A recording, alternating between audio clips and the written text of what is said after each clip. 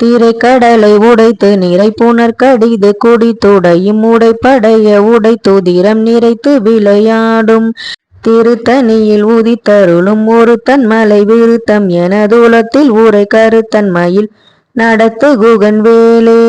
சூரசம்ஹார விழா முருகன் அரக்கர்களை அழித்த நிகழ்ச்சியாகும். இதனை ஐப்பசி மாதம் தீபாவளிக்கு அடுத்து அமாவாசை வருகின்ற அந்த 6 நாட்களை கந்தசஷ்டி நாளாக கருதி கந்தசஷ்டி விரதம் இருப்பாங்க.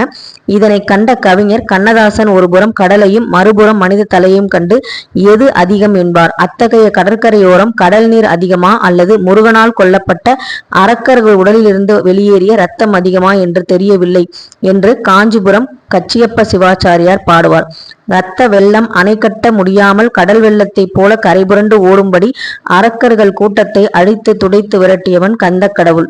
சரவண பொய்கை என்னும் குளத்தின் கரையில் விளையாடி வந்த முருகன் வங்கக்கடல் திகைத்து நிற்கும்படி அரக்கர்கள் உடல்களை ஆறாக ஓடச் செய்தன. அத்தகைய வலிமை மிக்கவன் வலிமை கொண்ட மலையான திருத்தணியில் இருந்து அருள் புரிகின்றான்.